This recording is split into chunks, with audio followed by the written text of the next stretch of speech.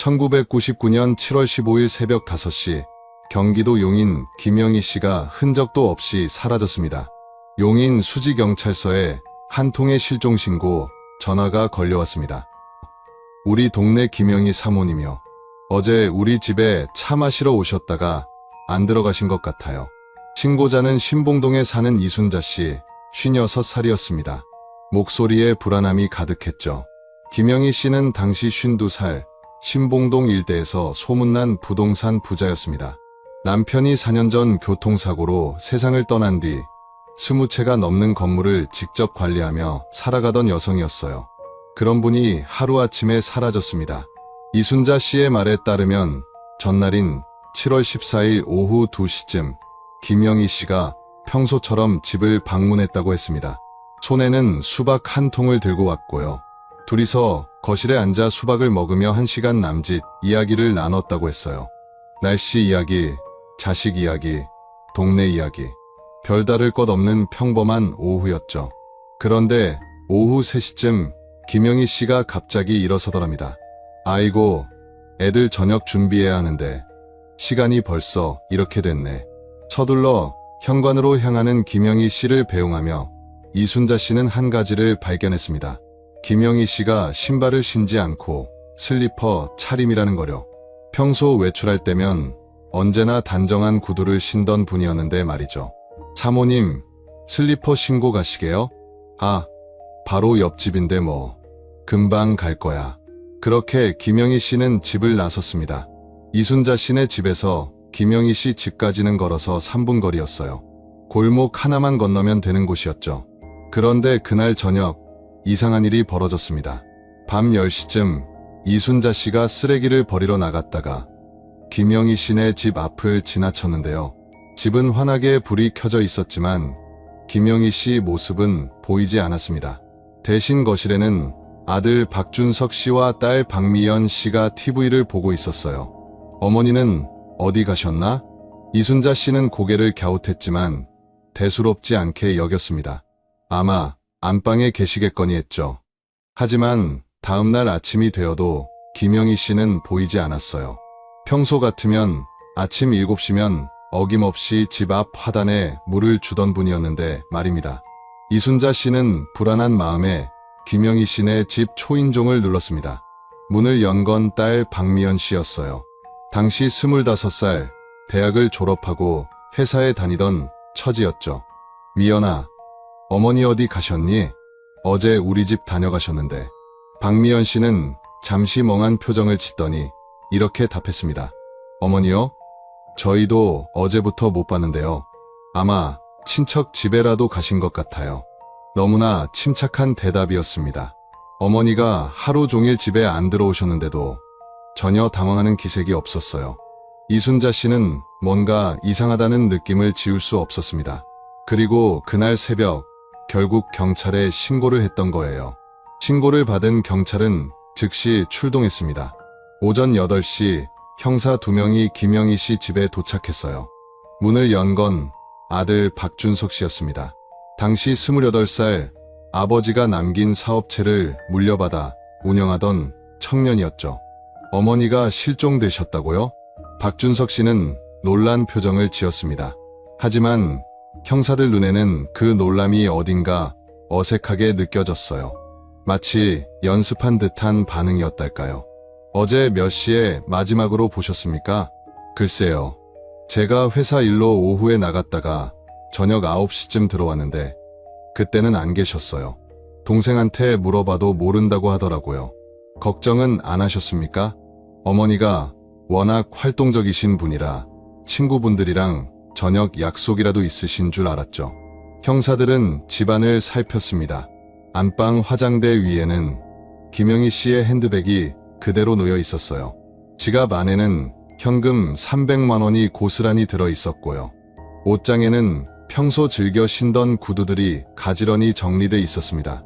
외출한 흔적이 전혀 없었어요. 그렇다면 정말로 슬리퍼 차림으로 어딘가 사라진 걸까요? 아니면 집에 돌아온 뒤 다시 나간 걸까요? 형사들은 박준석 씨와 박미연 씨를 따로 불러 이야기를 들었습니다. 두 사람의 진술은 거의 일치했어요. 어머니는 7월 14일 오후부터 집에 안 계셨고 자신들도 어디 가셨는지 모른다는 것이었죠. 혹시 최근에 어머니와 다툰 일은 없었습니까? 전혀요. 저희 어머니는 성격도 온화하시고 저희한테 늘 잘해주셨어요. 박미연 씨는 눈물까지 보이며 대답했습니다. 그날 오후 수지경찰서는 김영희 씨 실종 사건을 공식 접수했습니다. 그리고 인근 지역 수색에 착수했죠. 하지만 아무리 찾아도 김영희 씨의 흔적은 나타나지 않았습니다. 마치 공기 중으로 사라진 것처럼 말이죠. 그렇게 며칠이 흘렀고 일주일이 지났고 한 달이 지났습니다. 김영희 씨는 끝내 돌아오지 않았어요. 그리고 세월이 흘러 2016년 봄, 신봉동 야산 재개발 현장에서 굴착기가 땅을 파헤치던 중 무언가 이상한 것이 발견됐습니다. 그것은 17년 동안 땅 속에 묻혀있던 한 여인의 마지막 흔적이었습니다. 오늘의 이야기 시작 전에 잠깐만요. 구독과 좋아요를 눌러주시면 이야기를 들려드리는데 아주 큰 힘이 됩니다. 그리고 어느 지역에서 이 사연을 듣고 계시는지 댓글에 꼭 남겨주세요. 한 분 한 분 반갑게 인사드릴게요. 1999년 7월 16일 실종 신고 이틀째 수지경찰서 형사과에서는 본격적인 수사가 시작됐습니다. 담당 형사는 최동훈 경위, 당시 41살로 15년 경력의 베테랑이었죠. 최 경위는 김영희 씨 실종 사건을 단순 가출로 보지 않았습니다. 지갑도 두고 신발도 안 신고 나갔다. 이건 뭔가 이상해. 그는 먼저 이순자 씨를 다시 찾아갔습니다. 그날 김 씨가 댁에 계실 때 평소와 다른 점은 없었습니까? 이순자 씨는 곰곰이 생각하더니 고개를 저었어요. 특별한 건 없었어요. 그냥 평소처럼 수박 먹으면서 이런저런 얘기 나눴죠. 아, 그런데 한 가지 기억나는 게 있긴 해요. 뭡니까? 사모님이 그러시더라고요. 요즘 애들이 자꾸 돈 달라고 해서 속상하다고. 큰아들은 사업이 안 풀린다고 돈을 달라 하고, 딸은 결혼 자금을 달라고 하고. 최경희의 눈빛이 날카로워졌습니다. 그래서 김 씨는 뭐라고 하셨습니까? 글쎄요. 그냥 한숨만 쉬시더라고요.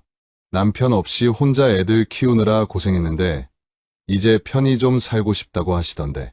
이순자 씨의 증언은 중요한 단서였습니다. 재산 문제가 가족 간의 갈등을 일으킬 수 있다는 걸 시사했으니까요. 최경희는 다시 김영희 씨 집으로 향했습니다. 오전 10시 박준석 씨가 집에 있었어요. 거실 소파에 앉아 신문을 보고 있었는데 형사가 들어서자 황급히 일어났습니다. 어머니, 찾으셨습니까? 아직입니다. 몇 가지 여쭤볼 게 있는데요. 최경희는 천천히 거실을 둘러봤습니다. 깔끔하게 정돈된 집안, 벽에는 가족 사진들이 걸려 있었어요. 돌아가신 아버지와 어머니, 그리고 남매가 함께 찍은 사진들이었죠. 최근에 어머니와 금전 문제로 대화를 나눈 적 있습니까? 박준석 씨의 표정이 미묘하게 굳어졌습니다. 금전 문제요? 그런 건 없었는데요. 사업이 어렵다는 얘기를 들었습니다만. 아, 그건 제가 운영하는 무역업체가 요즘 경기가 안 좋아서 좀 힘들긴 해요. 하지만 어머니한테 돈을 달라고 한 적은 없습니다. 거짓말이었습니다. 최경희는 이미 박준석 씨의 회사 장부를 확인한 상태였거든요. 1999년 상반기에만 5억 원 가까운 적자를 기록하고 있었습니다. 그리고 김영희 씨의 통장 내역을 보니 지난 6개월간 박준석 씨에게 모두 합쳐 2억 원을 송금한 기록이 있었어요. 그렇군요. 그럼 여동생 박미연 씨는 요즘 어떻게 지내나요? 동생이요? 회사 다니고 있죠. 요즘 남자친구 생겼다고 좋아하던데요. 결혼 계획은 있습니까? 글쎄요. 아직 젊으니까 천천히 생각하지 않을까요? 또다시 거짓말이었습니다. 최경희는 박미연 씨의 직장 동료를 미리 만나 이야기를 들었거든요. 박미연 씨가 최근 남자친구와 결혼을 앞두고 있으며 어머니에게 결혼 자금으로 5천만 원을 요구했다는 사실을 알고 있었습니다. 형사는 박준석 씨를 가만히 바라봤습니다. 혹시 7월 14일 오후에 어디 계셨는지 다시 한번 말씀해 주시겠습니까? 그날이요. 회사에 있다가 오후 5시쯤 나와서 거래처 사람들이랑 저녁 먹었어요. 집에는 9시쯤 들어왔고요. 함께 있던 분들 연락처 좀 주시겠습니까? 박준석 씨는 잠시 망설이더니 수첩을 꺼내 전화번호 3개를 적어줬습니다. 최경희는 그날 오후 박준석 씨가 말한 거래처 사람들을 일일이 찾아다녔습니다. 그런데 이상한 점이 발견됐어요. 거래처 직원 중 한 명이 이렇게 말했거든요. 7월 14일이요. 그날 저녁 약속은 박 사장님이 갑자기 취소했는데요. 급한 일이 생겼다면서요. 시간은 오후 4시쯤이었을 거예요. 알리바이가 무너진 겁니다. 박준석 씨는 7월 14일 오후 4시부터 밤 9시까지 무려 5시간 동안 어디에 있었는지 설명할 수 없게 됐습니다. 바로 그 시간대에 김영희 씨가 이순자 씨네 집을 나와 사라진 거였죠. 최경희는 다음 날 아침 박준석 씨를 경찰서로 불렀습니다. 어제 알리바이 확인 과정에서 문제가 발견됐습니다. 7월 14일 오후 4시부터 9시까지 정확히 어디 계셨습니까? 박준석 씨의 얼굴이 창백해졌어요. 저는 그냥 회사 근처에서 시간을 보냈습니다. 혼자요. 5시간 동안 혼자 뭘 하셨죠? 그냥 드라이브 했어요. 머리도 복잡하고 해서. 목격자가 있습니까? 주유소라도 들렀습니까? 아니요. 그냥 돌아다니기만 했어요. 너무나 허술한 답변이었습니다. 최경희는 박미연 씨도 소환했습니다. 당시 25살의 박미연 씨는 경찰서에 들어서자마자 눈물을 터뜨렸어요. 제발 우리 어머니 좀 찾아주세요. 저 정말 걱정돼서 미치겠어요. 진심으로 걱정되십니까? 당연하죠. 어머니가 제 목숨보다 소중한데요. 최경희는 찬찬히 물었습니다. 그럼 7월 14일 오후에 뭐 하셨죠? 회사에 있다가 6시에 퇴근했어요. 집에는 7시쯤 들어왔고요. 집에 오니까 어머니 안 계셨죠? 네. 오빠도 없고 어머니도 안 계시더라고요. 그래서 그냥 방에서 쉬었어요. 어머니가 안 계신 게 이상하다고 생각 안 하셨습니까? 박미연 씨는 잠시 말을 멈췄습니다. 어머니가 워낙 바쁘신 분이라 늦게 들어오실 때도 많았거든요. 최경희는 고개를 끄덕였습니다. 그런데 이상한 게 있어요. 어머니 핸드백이랑 지갑이 집에 그대로 있었는데 그것도 안 이상했나요? 박미연 씨의 눈동자가 흔들렸습니다. 그건 제가 안방까지 확인을 안 해서 몰랐어요. 거짓말 같았습니다. 남매는 분명 뭔가 숨기고 있었어요. 하지만 결정적인 증거가 없었습니다. 1999년 당시 기술로는 명확한 물증 없이 범죄를 입증하기가 어려웠거든요. 최경희는 다른 방향으로 수사를 확대했습니다. 김영희 씨가 마지막으로 목격된 이순자 씨네 집에서 자기 집까지 그 짧은 골목길을 샅샅이 뒤졌죠. 혹시 누가 김영희 씨를 봤을지 모른다는 희망을 품고서요. 7월 19일 실종 닷새째 최경희는 신봉동 골목길 주민들을 일일이 찾아다니며 탐문 수사를 벌였습니다. 당시는 CCTV 같은 게 거의 없던 시절이었어요. 오직 사람들의 기억에만 의존해야 했죠. 7월 14일 오후 3시쯤 김영희 씨를 보신 분 계십니까? 대부분의 주민들은 고개를 저었습니다. 평일 오후였고 대부분 집 안에 있었거든요. 하지만 한 사람이 손을 들었어요. 골목 입구 슈퍼를 운영하는 정만수 씨. 당시 63살이었습니다. 저 봤어요. 김 사모님이 슬리퍼 신고 지나가시더라고요. 시간은 정확히 3시 10분쯤이었을 거예요. 어디로 가셨습니까? 집 쪽으로 가셨죠. 근데 좀 이상한 게 평소랑 다르게 되게 급하게 걸으시더라고요. 뭔가 급한 일이라도 있나 싶었어요. 최경희는 메모를 했습니다. 그 이후에는 뭐 보셨습니까? 네. 그 뒤로는 안 보였어요. 형사는 계속해서 주민들을 만났습니다. 그리고 또 한 명의 목격자를 찾아냈어요. 김영희 씨네 집 건너편에 사는 윤기철 씨. 당시 49살로 택시 기사였습니다. 7월 14일 오후에 집에 계셨습니까? 네. 그날 야간 근무라 낮에 쉬고 있었어요. 혹시 김영희 씨 집에서 이상한 점 못 보셨습니까? 윤기철 씨는 잠시 생각하더니 입을 열었습니다. 아, 그날 오후에 박준석 씨네 차가 집 앞에 대 있더라고요. 트렁크가 열려 있었고요. 시간이 어떻게 됩니까? 정확히는 모르겠는데 제가 낮잠 자다 깨서 창문 열었을 때니까 4시 반쯤 됐을 거예요. 트렁크에 뭐가 있었습니까? 글쎄요. 멀리서 봐서 잘은 모르겠는데 뭔가 큰 짐을 싣는 것 같았어요. 박준석 씨랑 박미연 씨 둘이서요.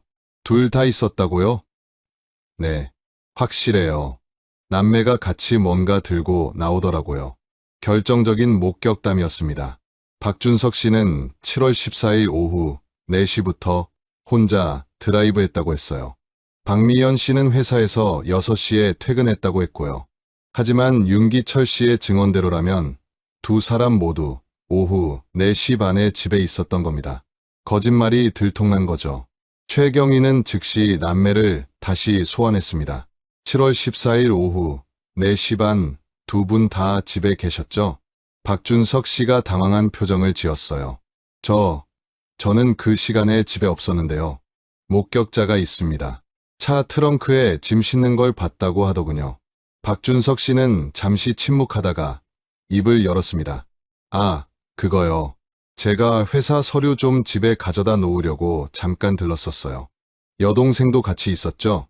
동생은 그날 회사 조퇴하고 일찍 들어왔나 봐요. 옆에 앉아있던 박미연 씨가 황급히 끼어들었습니다. 맞아요. 제가 그날 몸이 안 좋아서 조퇴했어요. 오후 3시쯤 집에 왔던 것 같아요. 남매의 진술이 또다시 바뀌었습니다. 최경희는 날카롭게 물었어요. 그럼 어머니는 그때 집에 안 계셨습니까? 네, 안 계셨어요. 이상하다고 생각 안 하셨어요.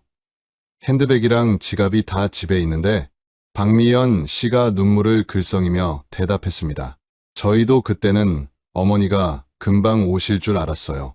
설마 이렇게 안 돌아오실 줄은. 최경희는 한숨을 쉬었습니다. 남매의 진술은 계속 바뀌었지만 그렇다고 해서 범죄를 저질렀다는 증거는 없었어요. 어쩌면 정말로 기억이 헷갈려서 그럴 수도 있었으니까요.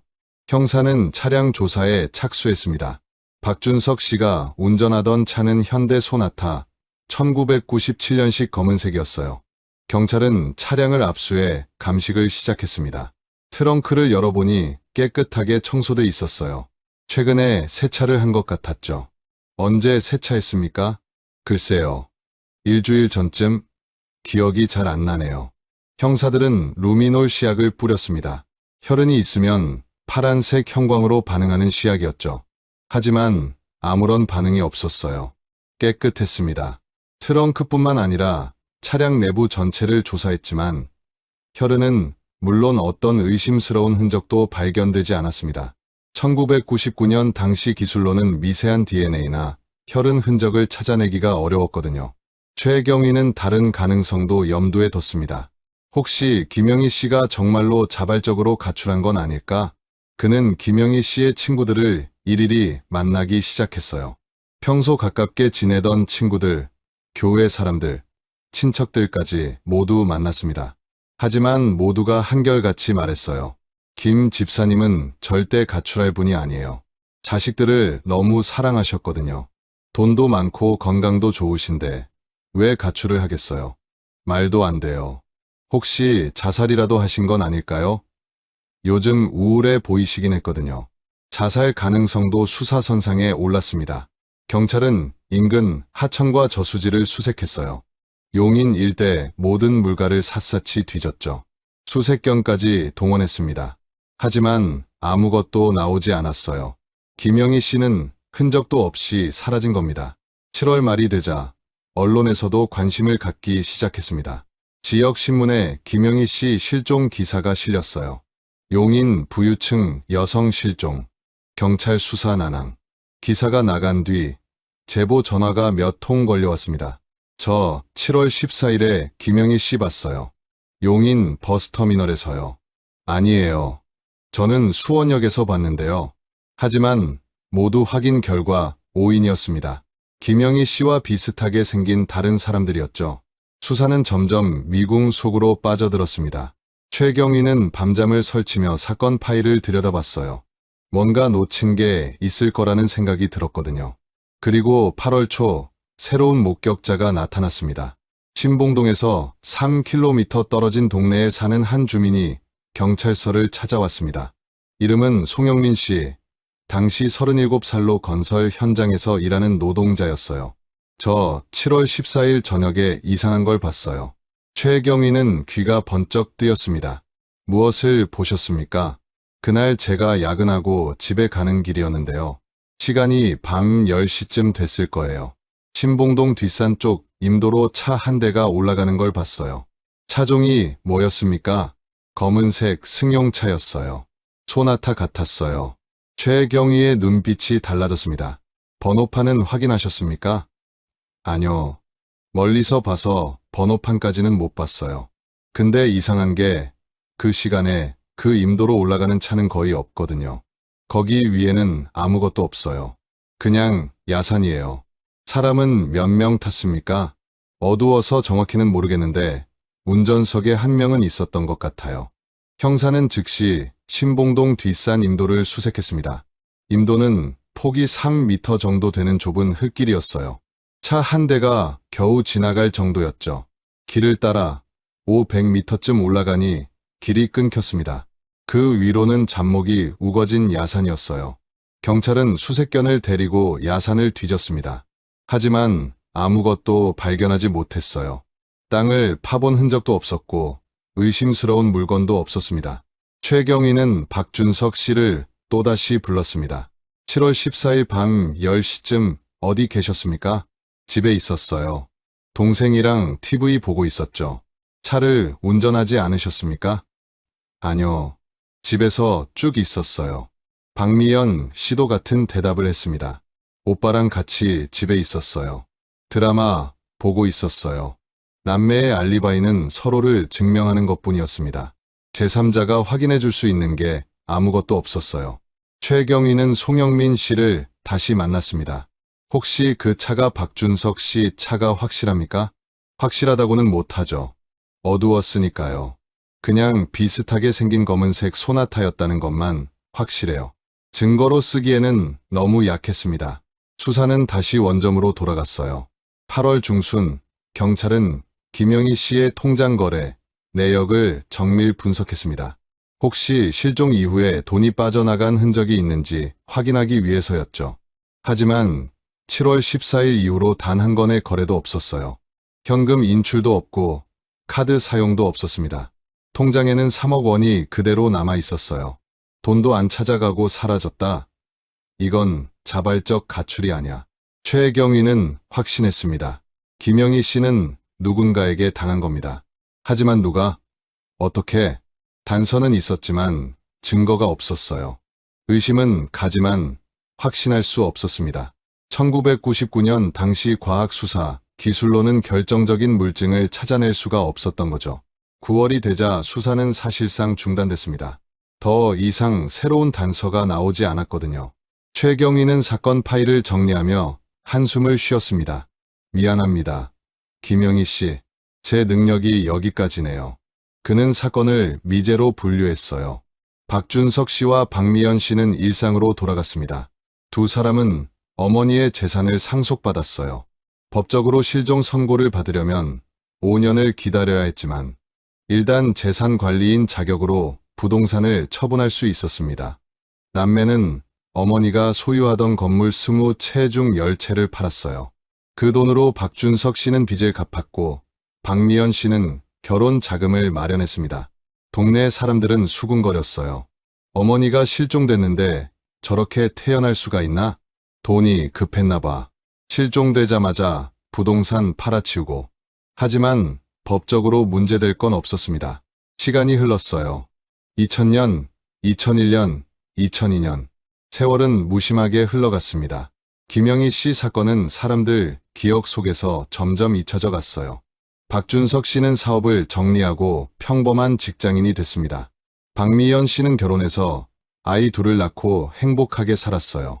2005년 김영희 씨는 법적으로 실종 선고를 받았습니다. 사망한 것으로 간주된 거죠. 남은 재산도 모두 남매에게 상속됐어요. 그렇게 또 시간이 흘렀습니다. 2010년, 2011년, 2012년, 그리고 2016년 봄, 신봉동 뒷산 일대에 대규모 재개발 사업이 시작됐습니다. 아파트 단지를 짓기 위해 야산을 깎아내는 공사였어요. 4월 12일 오전, 굴착기가 땅을 파헤치던 중 기사가 뭔가 이상한 걸 발견했습니다. 이게 뭐지? 땅속 1미터 깊이에서 뭔가 하얀 게 보였어요. 처음에는 돌인 줄 알았습니다. 하지만 가까이 가서 보니 돌이 아니었어요. 뼈였습니다. 사람의 뼈였습니다.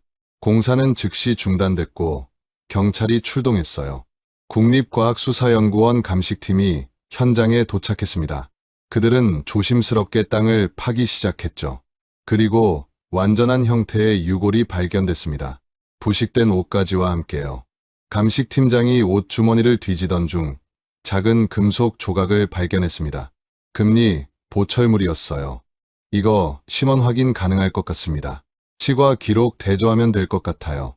며칠 뒤 신원이 확인됐습니다. 김영희, 1999년 7월 14일 실종된 바로 그 여성이었습니다. 17년 만에 발견된 거였죠. 그리고 유골을 정밀 감식한 결과 충격적인 사실이 드러났습니다. 두개골에 함몰 골절이 있었던 겁니다. 둔기로 강하게 맞은 흔적이었어요. 타살이었습니다. 사건은 다시 시작됐습니다. 17년 전 미제 사건이 재수사에 들어간 거죠. 그리고 이번에는 달랐습니다. 2016년의 과학 수사 기술은 1999년과는 비교할 수 없을 정도로 발전해 있었으니까요. 과연 진실이 밝혀질 수 있을까요? 17년이라는 세월 동안 땅 속에 묻혀있던 김영희 씨. 그녀의 유골이 세상 밖으로 나온 순간 남매는 무슨 생각을 했을까요?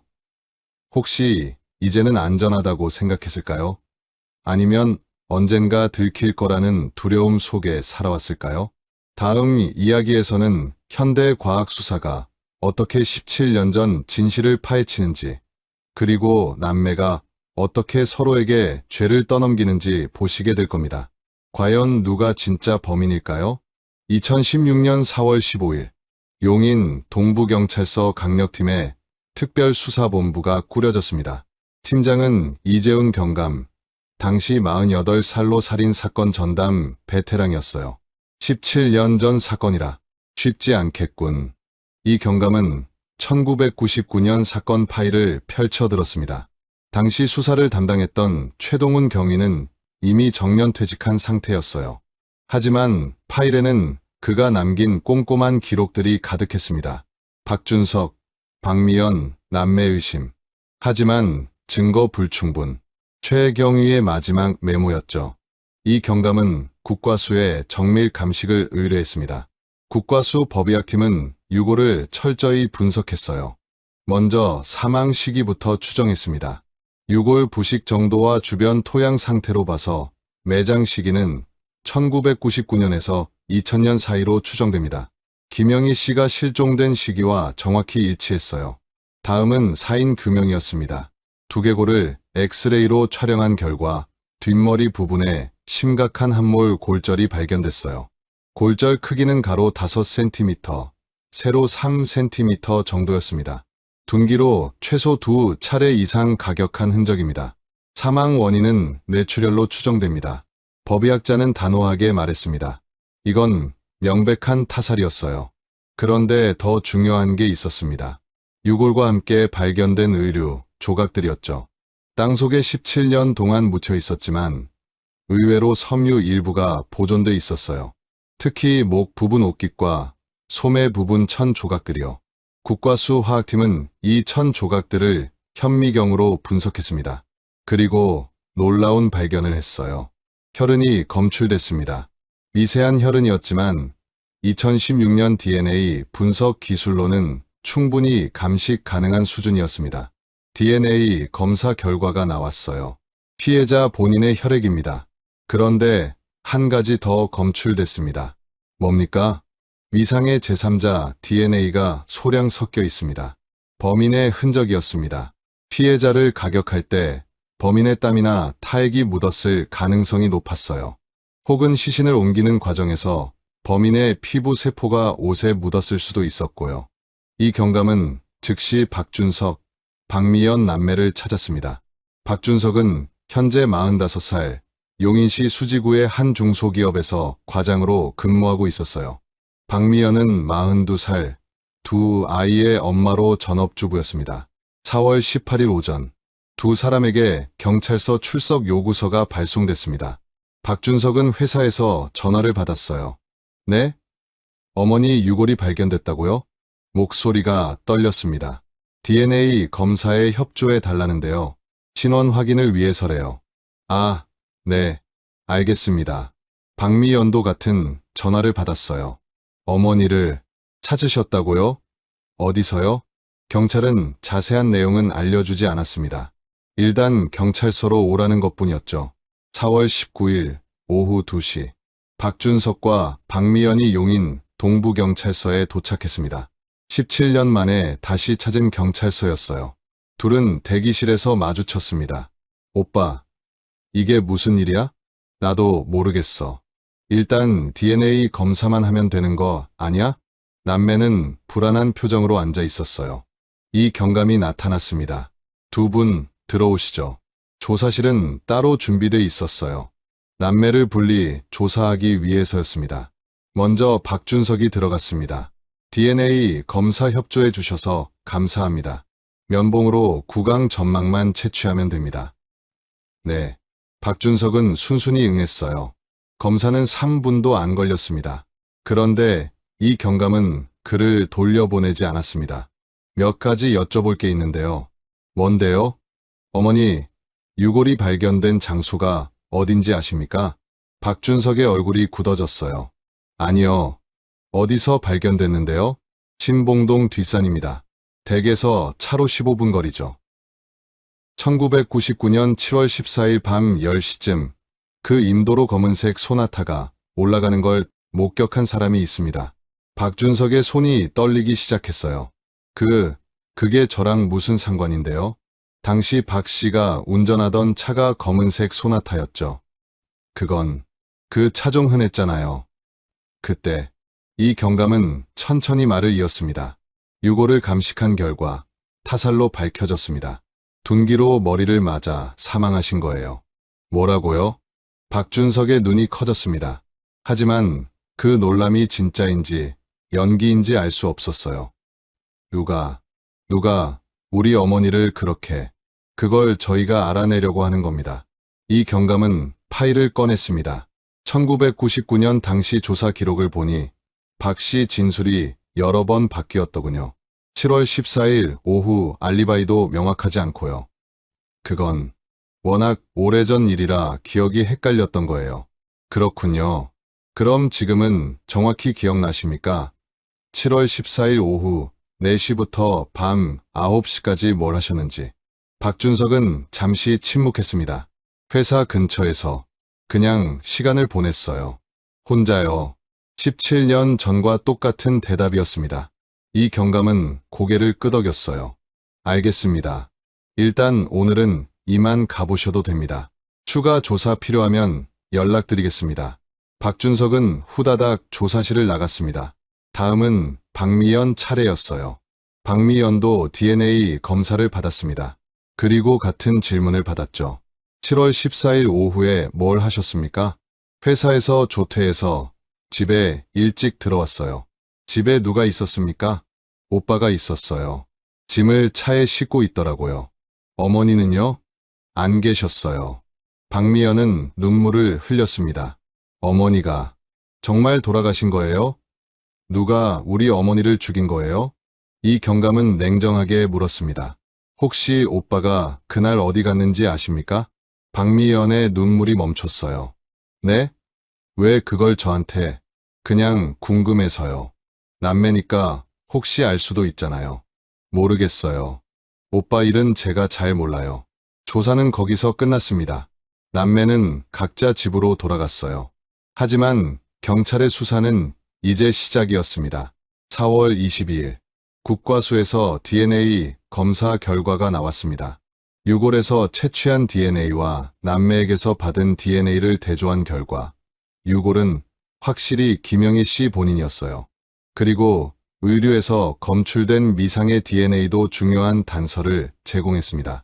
박준석, 박미연 둘 다 배제되지 않습니다.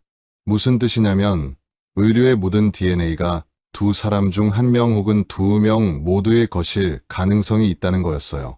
하지만 DNA가 너무 미량이고 훼손돼 있어서 정확히 누구 것인지 특정하기는 어려웠습니다. 다만 혈연 관계가 있는 사람의 DNA라는 건 확실했어요. 이 경감은 다른 증거를 찾기 시작했습니다. 매장 현장을 다시 정밀 조사했죠. 국과수 토양팀이 투입됐습니다. 그들은 유골이 발견된 지점 주변 10m 반경을 샅샅이 훑었어요. 그리고 중요한 발견을 했습니다. 유골에서 5m 떨어진 곳, 땅속 80cm 깊이에서 녹슨 쇠파이프 조각이 나왔어요. 길이는 40cm 정도, 지름은 3cm였습니다. 이게 흉기일 가능성이 있습니다. 쇠파이프의 한쪽 끝부분에는 뭔가 얼룩진 흔적이 있었어요. 17년 동안 땅 속에 묻혀 있었지만 금속 표면에 미세한 혈흔이 남아 있었습니다. DNA 검사 결과 김영희 씨의 혈액이었어요. 이게 살해 도구입니다. 범인은 쇠파이프로 김영희 씨를 가격한 뒤 흉기를 시신 근처에 함께 묻었던 겁니다. 그런데 쇠파이프에서 또 다른 흔적이 발견됐어요. 녹이 쓴 표면 아래 금속 안쪽에 지문 일부가 남아 있었던 겁니다. 지문이 검출됐습니다. 17년이나 지났는데 어떻게 지문이 남아 있을 수 있었을까요? 토양팀장이 설명했습니다. 이 지역 토양이 점토질이라 산소 유입이 적었습니다. 게다가 쇠파이프 표면에 기름때가 묻어 있었는데 그게 지문을 보호하는 역할을 했어요. 일종의 코팅 효과죠. 기적 같은 보존 상태였습니다. 지문을 채취해 데이터베이스와 대조했어요. 그리고 결과가 나왔습니다. 박준석과 일치합니다. 결정적 증거였어요. 이 경감은 즉시 박준석을 긴급 체포했습니다. 4월 25일 오전 6시, 경찰이 박준석의 집 앞에 도착했어요. 그는 출근 준비를 하고 있었습니다. 초인종이 울렸어요. 누구세요? 경찰입니다. 문 열어주시죠. 박준석은 얼굴이 하얗게 질렸습니다. 하지만 어쩔 수 없었어요. 문을 열었죠. 박준석 씨, 어머니 김영희 씨 살해 혐의로 긴급 체포합니다. 뭐라고요? 제가 왜요? 흉기에서 당신 지문이 나왔습니다. 박준석은 그 자리에 주저앉았어요. 아니에요. 아니에요. 저는 안 했어요. 하지만 경찰은 그를 수갑으로 채워 연행했습니다. 같은 날 오전 8시, 박미연도 참고인 신분으로 소환됐습니다. 언니, 오빠가 체포됐어요. 어머니, 살해 혐의로요. 경찰관의 말에 박미연은 비명을 질렀어요. 안 돼. 우리 오빠가 그럴 리 없어요. 그럼 언니는 7월 14일 오후에 오빠랑 같이 뭘 했는지 아시죠? 박미연은 말문이 막혔습니다. 저는 잘 모르겠어요. 집에 같이 있었다고 하지 않으셨습니까? 그건 오빠가 집에 있는 줄 알았어요. 근데 정확히 뭘 하는지는 몰랐어요. 진술이 흔들리기 시작했습니다. 조사실에서 박준석은 완강히 부인했어요. 저는 어머니를 죽이지 않았습니다. 쇠파이프에 제 지문이 나왔다고요? 말도 안 돼요. 그럼 어떻게 설명하실 겁니까? 모함이에요. 누가 저를 모함하는 거예요? 이 경감은 차분하게 물었습니다. 그날 오후 정말 혼자 드라이브만 하셨습니까? 네. 그럼 주유소 영수증이라도 있습니까? 톨게이트 기록이라도요? 그건 박준석은 대답하지 못했어요. 17년 전 일이라 영수증 같은 건 남아있을 리 없었으니까요. 동생 박미연 씨는 당신이 집에서 짐을 싣고 있었다고 했습니다. 그건 회사 서류였어요. 무슨 서류였습니까? 기억 안 나요. 오래됐잖아요. 참 편리하게 기억하시네요. 기억날 건 기억나고 안 날 건 안 나고. 박준석은 입술을 깨물었습니다. 이 경감은 결정타를 날렸어요. 1999년 당시 차량 기록을 확인했습니다. 당신 차 트렁크 7월 말에 교체하셨더군요. 네. 왜 트렁크를 교체하셨습니까? 박준석의 얼굴에서 피가 쏙 빠졌어요. 그건 사고가 나서. 무슨 사고요? 주차장에서 긁혔어요. 수리 기록 있습니까? 없어요. 그냥 아는 정비소에서 했어요. 정비소 이름이 뭡니까? 기억 안 나요. 모든 게 거짓말처럼 들렸습니다. 이 경감은 파일을 덮었어요. 박준석 씨, 솔직하게 말씀하시는 게 좋을 겁니다. 증거는 이미 다 나왔어요. 저는 안 했어요. 박준석은 끝까지 부인했습니다. 같은 시각, 다른 조사실. 박미연은 경찰의 질문에 점점 무너지고 있었어요. 7월 14일 오후, 정말 집에 혼자 있었습니까? 네. 오빠는 없었습니까? 있었어요. 아니, 잠깐 있었던 것 같아요. 뭘 하고 있었습니까? 차에 짐을 싣고 있었어요. 무슨 짐이었습니까? 박미연은 눈물을 흘렸어요. 모르겠어요. 저는 정말 몰라요. 어머니는 어디 계셨습니까? 안 계셨어요. 그게 이상하다고 생각 안 하셨어요. 핸드백도 지갑도 다 집에 있는데 저는 그냥 박미연은 더 이상 말을 잇지 못했습니다. 4월 26일 검찰은 박준석을 구속했습니다. 혐의는 존속살해와 사체유기였어요. 하지만 박준석은 여전히 혐의를 부인했습니다. 저는 안 했어요. 어머니를 사랑했어요. 제가 왜 어머니를 죽여요? 변호사가 선임됐어요. 변호사는 무죄를 주장했습니다. 지문만으로는 부족합니다. 쇠파이프는 피의자 집에 있던 물건일 수 있고 어떤 경로로든 피의자가 만진 적이 있을 수 있습니다. 그게 곧 살인을 의미하지는 않습니다. 검찰은 추가 증거를 찾기 시작했어요. 그리고 놀라운 사실을 발견했습니다. 1999년 7월 20일 박준석이 차량 정비소에 간 기록이 있었어요. 일반 정비소가 아니라 폐차장이었습니다. 트렁크 밑판 교체해주세요. 폐차장 사장이 당시 작성한 수리 일지가 남아 있었던 겁니다. 트렁크 밑판에 이상한 얼룩이 있다고 하더라고요. 그래서 아예 새 걸로 교체해 달라고 했어요. 폐차장 사장 김태수 씨, 현재 67살이었습니다. 어떤 얼룩이었습니까? 글쎄요. 저도 정확히는 모르겠는데 뭔가 검붉은 얼룩이었어요. 박 씨가 막걸리를 쏟았다고 하더라고요. 교체한 트렁크 밑판은 어떻게 했습니까? 당연히 폐기했죠. 17년이나 됐는데 남아있을 리 없어요. 증거는 사라진 거였습니다. 하지만 교체 사실 자체가 중요한 정황 증거였어요. 검찰은 기소장을 작성했습니다. 피의자 박준석은 1999년 7월 14일 오후 피해자 김영희를 쇠파이프로 살해하고 시신을 차량에 싣고 신봉동 뒷산에 유기했다. 그런데 5월 2일 박미연이 검찰에 자진 출석했습니다. 할 말이 있어요. 검사는 박미연을 조사실로 안내했어요. 무슨 말씀이신지요? 박미연은 한참을 침묵하다가 입을 열었습니다. 오빠가 그날 저한테 도움을 요청했어요. 무슨 도움입니까? 짐을 옮기는 걸 도와달라고요. 검사의 눈빛이 날카로워졌습니다. 계속하십시오. 저는 그게 뭔지 몰랐어요.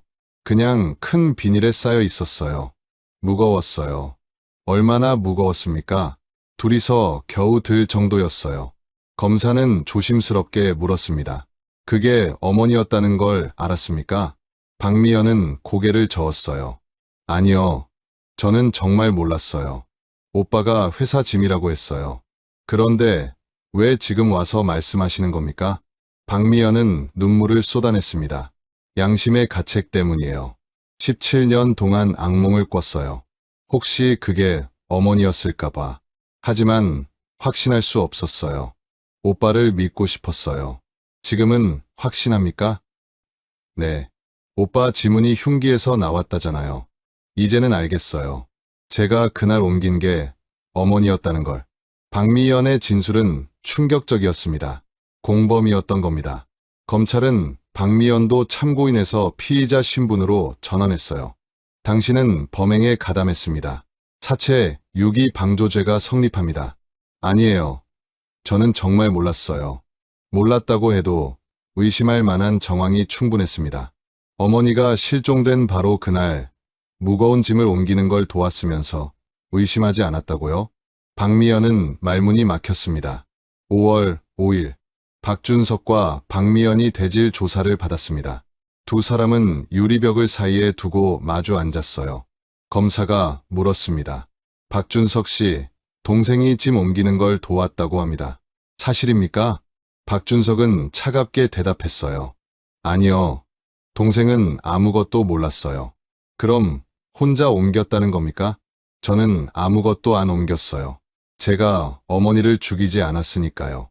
박미연이 소리쳤습니다. 오빠, 이제 그만 인정해. 나도 같이 옮겼잖아. 그때 그게 뭔지 물어봤을 때 오빠가 뭐라고 했어? 회사 짐이라고 했잖아. 박준석의 표정이 굳어졌어요. 미연아, 너 지금 뭐 하는 거야? 나는 진실을 말하는 거야. 17년 동안 속고 산 거 알아? 오빠가 나를 이용한 거잖아. 나는 너를 이용하지 않았어. 너는 아무것도 모르는 게 맞아.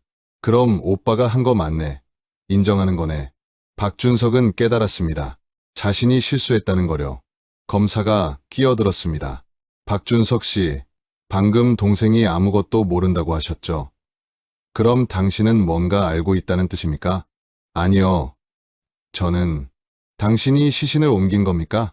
박준석은 입을 다물었습니다. 더 이상 말하면 안 된다는 걸 알았으니까요. 대질 조사는 거기서 끝났어요. 하지만 두 사람의 진술에서 중요한 단서가 나왔습니다. 박준석은 박미연이 아무것도 모른다고 주장했고, 박미연은 자신이 짐을 옮기는 걸 도왔다고 했어요. 두 진술을 종합하면 명확했습니다. 박준석이 주범이고 박미연은 범행 사실을 모른 채 방조했다는 거였죠.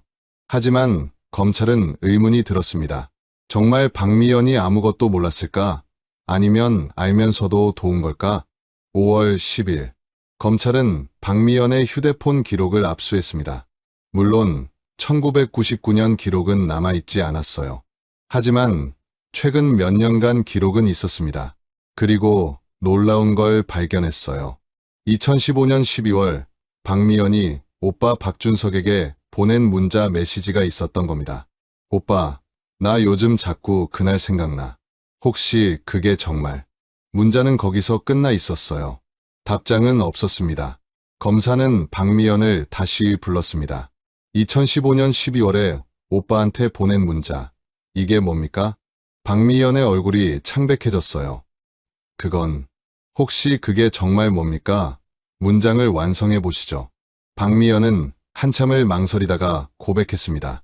혹시 그게 정말 어머니였냐고 물어보려고 했어요. 2015년에요. 16년이 지난 시점에? 네. 저는 그동안 계속 의심했어요. 하지만 확신할 수 없었어요. 의심했으면서 왜 경찰에 신고하지 않았습니까? 박미연은 울음을 터뜨렸어요. 오빠니까요. 제 친오빠를 어떻게 신고해요? 그리고 확실한 증거도 없었잖아요. 검사는 냉정하게 말했습니다. 당신은 알고 있었습니다. 16년 전부터요. 그런데도 입을 다물었어요. 이건 단순 방조가 아닙니다. 박미연은 바닥에 주저앉았습니다. 저는 그냥 모른 척하고 싶었어요. 진실이 드러나기 시작했습니다. 남매는 서로를 감싸려다가 결국 서로의 죄를 폭로하고 말았어요. 그리고 이제 검찰은 마지막 퍼즐 조각을 찾아야 했습니다. 과연 누가 직접 쇠파이프를 휘둘렀는가? 17년 동안 함께 비밀을 지켜왔던 남매. 하지만 경찰의 추궁 앞에서 그들은 서로를 배신하기 시작했습니다. 오빠는 동생이 아무것도 몰랐다고 하고 동생은 오빠가 자신을 이용했다고 말합니다. 둘 중 누가 진실을 말하는 걸까요? 아니면 둘 다 거짓말을 하고 있는 걸까요? 다음 이야기에서는 결정적 증거가 등장합니다. 바로 매장 현장에서 발견된 삽, 그리고 그 삽에 남아있던 지문이 모든 것을 밝혀냅니다. 과연 진짜 범인은 누구일까요? 2016년 5월 12일 국과수 토양팀이 매장 현장을 재차 정밀 수색했습니다. 유골과 쇠파이프만으로는 범행 과정을 완전히 재구성할 수 없었거든요. 혹시 놓친 게 있을 수 있습니다. 다시 한번 철저히 뒤집어 보세요. 팀장의 지시에 따라 감식팀은 유골 발견 지점 반경 20m를 모두 파헤쳤어요. 그리고 5월 14일 오후 유골 발견 지점에서 북서쪽으로 12m 떨어진 곳, 땅속 1m 20cm 깊이에서 또 다른 물건이 나왔습니다. 삽이었어요. 녹이 슬어 형체를 알아보기 힘들 정도였지만 분명 삽이었습니다. 길이는 약 90cm, 날 부분은 완전히 부식됐지만 손잡이 부분은 일부 보존돼 있었어요. 이게 매장에 사용된 도구일 겁니다. 감식팀은 조심스럽게 삽을 수거했습니다. 국과수로 옮겨진 삽은 즉시 정밀 감식에 들어갔어요. 문제는 17년 동안 땅 속에 묻혀 있었다는 점이었습니다. 금속은 심하게 부식됐고 나무 손잡이도 거의 썩어 있었어요. 지문 검출이 가능할까요? 해봐야 알겠습니다. 감식관은 특수 화학 약품을 사용했어요. 부식된 표면 아래 남아있을지 모를 지문 흔적을 찾기 위해서였죠. 그리고 기적이 일어났습니다.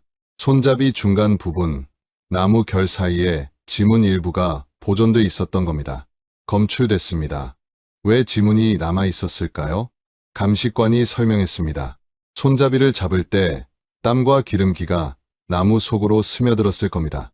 그리고 흙 속 습기가 나무를 부풀려서 지문을 가둬버린 거죠. 일종의 캡슐화 현상입니다. 지문은 완전하지 않았어요. 부분 지문이었습니다. 하지만 감식에는 충분했습니다. 데이터베이스와 대조한 결과 박준석과 일치합니다. 또다시 박준석이었어요. 쇠파이프에 이어 삽에서까지 그의 지문이 나온 겁니다. 이제 의심의 여지가 없었습니다. 박준석이 직접 어머니를 살해하고 직접 시신을 묻었다는 물적 증거였으니까요.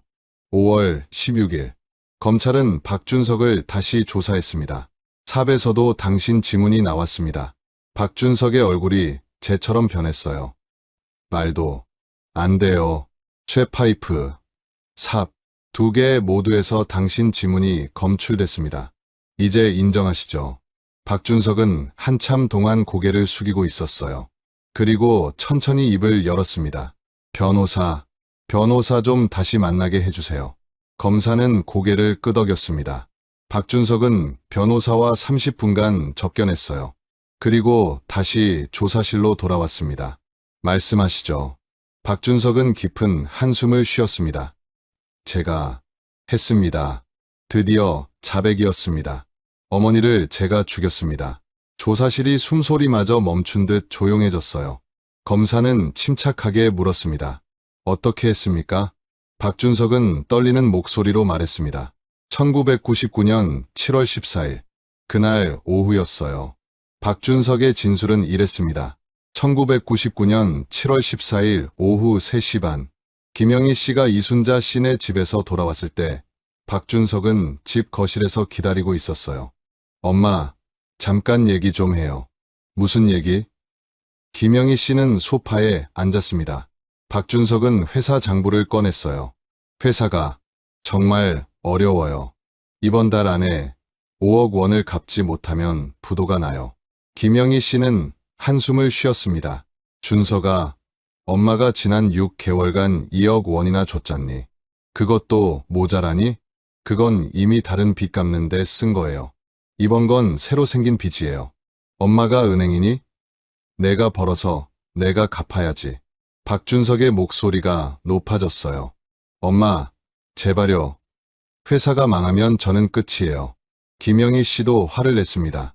너 아버지 돌아가시고 엄마가 얼마나 힘들게 재산 지켰는지 알아? 이제 와서 다 내놓으라고? 제 인생이 달린 문제예요. 안 돼. 엄마는 이제 한 푼도 안 줄 거야. 그리고 말이 나왔으니 말인데 엄마 다음 주에 변호사 만나기로 했어. 박준석의 심장이 철렁했어요. 왜요? 유언장 쓰려고. 엄마 재산 전부 사회에 기부할 거야. 뭐라고요? 너희한테 물려줘봤자 다 날릴 것 같아서. 차라리 불우한 사람들 돕는 게 낫겠어. 박준석은 머릿속이 하얘졌습니다. 엄마, 농담이죠? 진담이야. 엄마 결심했어. 김영희 씨는 일어서서 안방으로 향했어요. 박준석은 그 뒷모습을 멍하니 바라봤습니다. 이러다 정말 한 푼도 못 받는다. 공포가 엄습했어요. 그는 차고로 내려갔습니다. 거기에는 예전에 집 수리할 때 쓰던 쇠파이프가 있었어요. 손이 저절로 쇠파이프를 집었습니다. 잠깐만 협박만 하자. 돈만 받으면 돼. 하지만 그의 발은 안방으로 향하고 있었어요. 안방 문을 열었을 때 김영희 씨는 옷장에서 옷을 꺼내고 있었습니다. 엄마. 왜? 김영희 씨가 돌아봤어요. 그 순간 박준석은 쇠파이프를 휘둘렀습니다. 엄마가 날 이렇게 만들었어요. 쇠파이프가 김영희 씨의 뒷머리를 강타했어요. 쾅. 김영희 씨는 그 자리에 쓰러졌습니다. 피가 흘렀어요. 박준석은 정신이 번쩍 들었습니다. 엄마, 엄마. 하지만 김영희 씨는 움직이지 않았어요. 박준석은 패닉에 빠졌습니다. 어떡하지? 어떻게? 그는 김영희 씨의 숨을 확인했어요. 끊어져 있었습니다. 죽은 겁니다. 박준석은 주저앉았어요. 내가 엄마를 죽였다. 한참을 그렇게 앉아 있다가 그는 정신을 차렸습니다. 일단 숨겨야 해. 아무도 모르게. 그는 큰 비닐을 가져와 시신을 쌌어요. 그리고 동생 박미연에게 전화했습니다. 미연아, 집에 좀 와줄래? 급한 일이 있어. 박미연은 회사에서 조퇴했어요. 오후 4시쯤 집에 도착했죠. 오빠, 무슨 일이야? 짐 좀 옮기는 거 도와줘. 무슨 짐인데? 회사 서류. 무거워서 혼자 못 들겠어. 박미연은 의심 없이 도왔습니다. 비닐에 쌓인 무거운 물체를 함께 들어 차 트렁크에 실었어요. 엄마는 어디 가셨어? 친구분 만나러 가셨대. 박미연은 고개를 끄덕이고 다시 방으로 들어갔습니다. 박준석은 혼자 차를 몰았어요. 신봉동 뒷산 임도로 향했습니다. 밤 10시쯤 도착했어요. 차고에서 가져온 삽으로 땅을 팠습니다. 1m 정도 깊이까지 팠어요. 시신을 구덩이에 넣고 흙을 덮었습니다. 삽과 쇠파이프도 주변에 묻었어요. 그렇게 모든 게 끝났습니다. 집으로 돌아온 박준석은 트렁크를 청소했어요. 하지만 혈흔이 배어 있었습니다. 일주일 뒤 그는 폐차장에서 트렁크 밑판을 아예 교체했죠. 이것이 박준석의 진술이었습니다. 검사는 물었습니다. 박미연 씨는 정말 몰랐습니까? 네. 동생은 정말 몰랐어요. 제가 회사 짐이라고 속였으니까요. 하지만 박미연 씨는 2015년에 당신에게 의심하는 문자를 보냈습니다. 박준석은 고개를 숙였어요. 그때 동생이 전화했어요. 혹시 그날 옮긴 게 엄마였냐고. 저는 부인했어요. 절대 아니라고. 동생은 믿었습니까? 글쎄요. 반신반의했던 것 같아요. 하지만 확신은 못했을 거예요. 검사는 박미연을 다시 조사했습니다. 오빠가 자백했습니다. 당신은 정말 몰랐다고 하던데요. 박미연은 눈물을 흘렸어요. 저는 그날 이후로 계속 의심했어요. 하지만 오빠를 믿고 싶었어요. 2015년에는 확신했죠? 네. 하지만 증거가 없었어요. 그리고 오빠니까요. 제 친오빠를 어떻게 신고해요? 검사는 한숨을 쉬었습니다. 당신도 공범입니다. 비록 범행 당시에는 몰랐다 해도 2015년부터는 알고도 신고하지 않았으니까요. 박미연은 바닥에 무릎을 꿇었어요. 죄송합니다. 정말 죄송합니다. 2016년 6월, 검찰은 두 사람을 기소했습니다. 박준석은 존속살해 및 사체유기 혐의로, 박미연은 사체유기 방조 및 범인 은닉 혐의로 재판에 넘겨졌어요. 재판은 8월에 시작됐습니다. 수원지방법원 형사12부. 방청석은 만원이었어요. 언론에서도 대대적으로 보도했죠. 용인 땅부자 모녀 살해 사건. 17년 만에 재판대에 첫 공판. 재판장이 물었습니다. 피고인 박준석, 공소 사실을 인정합니까? 박준석은 일어서서 대답했어요. 네, 인정합니다. 피고인 박미연은요? 박미연도 고개를 숙였습니다. 네, 인정합니다. 두 사람 모두 혐의를 인정한 겁니다. 검사는 공소장을 낭독했어요. 피고인 박준석은 1999년 7월 14일 재산 상속 문제로 피해자 김영희를 쇠파이프로 살해하고 시신을 신봉동 야산에 유기했습니다. 피고인 박미연은 범행 사실을 알고도 17년간 이를 은폐했습니다. 변호인은 정상 참작을 호소했어요. 피고인 박준석은 우발적으로 범행을 저질렀습니다. 계획적 범행이 아니었어요. 그리고 17년 동안 양심의 가책에 시달렸습니다. 하지만 재판부는 차갑게 반응했습니다. 우발적이라 해도 자신의 어머니를 살해한 것은 용서받을 수 없습니다. 더욱이 시신을 유기하고 17년간 거짓으로 살아온 것은 계획적 은폐입니다. 증인 신문이 이어졌어요. 이순자 씨가 증인으로 나왔습니다. 김영희 씨는 정말 좋은 분이셨어요. 항상 이웃을 챙기고 자식들을 사랑했죠. 그런 분이 자식 손에 돌아가셨다니. 이순자 씨는 울먹였습니다. 1999년 당시 수사를 담당했던 최동훈 전 경위도 증인으로 나왔어요. 당시에 이미 의심했습니다. 하지만 증거가 없었어요. 기술의 한계였죠. 만약 그때 지금 같은 과학 수사 기술이 있었다면 최 전 경위는 아쉬움을 감추지 못했습니다. 마지막 변론. 검사는 엄벌을 구형했어요. 피고인 박준석에게 무기징역을, 피고인 박미연에게 징역 15년을 구형합니다. 변호인은 다시 한번 선처를 호소했습니다. 피고인들은 이미 17년간 지옥 같은 삶을 살았습니다. 이것만으로도 충분한 벌입니다. 하지만 재판부는 받아들이지 않았어요. 2017년 1월 1심 선고가 내려졌습니다. 피고인 박준석에게 무기징역을 선고한다. 방청석에서 탄식이 터져 나왔어요. 피고인 박미연에게 징역 15년을 선고한다. 박미연은 그 자리에서 기절했습니다. 재판장은 판결문을 낭독했어요. 피고인들은 생명을 주신 어머니를 돈 때문에 살해하고 17년간 거짓으로 살아왔습니다. 이는 인륜을 저버린 중대 범죄이며 어떠한 정상 참작도 어렵습니다. 특히 피고인 박준석은 어머니의 재산을 상속받아 빚을 갚고 편안히 살아왔습니다. 이는 범죄로 얻은 이익을 향유한 것이며 죄질이 매우 나쁩니다. 또한 피고인 박미연은 진실을 알고도 신고하지 않음으로써 정의를 방해했습니다. 이 또한 엄중히 처벌해야 마땅합니다. 판결이 확정됐어요. 박준석은 무기징역, 박미연은 징역 15년을 선고받았습니다. 그리고 두 사람이 상속받은 김영희 씨의 재산은 모두 몰수됐어요. 법원은 재산을 김영희 씨의 여동생에게 상속하도록 결정했습니다. 김영희 씨의 여동생 김영숙 씨, 당시 69살이었어요. 언니, 이렇게라도 찾아줘서 고마워요. 17년 동안 얼마나 추웠을까. 김영숙 씨는 신봉동 야산에 작은 추모비를 세웠습니다. 사랑하는 언니 김영희를 기리며. 그렇게 사건은 끝났습니다. 17년 만에 진실이 밝혀진 거죠. 가장 가까운 사람이 가장 잔인한 가해자가 됐습니다. 돈 때문에, 재산 때문에, 탐욕 때문에, 천륜마저 무너뜨린 비극이었어요. 법정을 나서며 박준석은 마지막으로 말했습니다. 어머니, 죄송합니다. 제가 괴물이었습니다. 하지만 그 사과는 이미 너무 늦었습니다. 김영희 씨는 17년 전 차갑고 어두운 땅 속에서 혼자 죽어갔으니까요. 아무도 자신을 찾아주지 않을 거라고 생각하며. 하지만 진실은 결국 드러났습니다. 17년이 걸렸지만 정의는 승리했어요.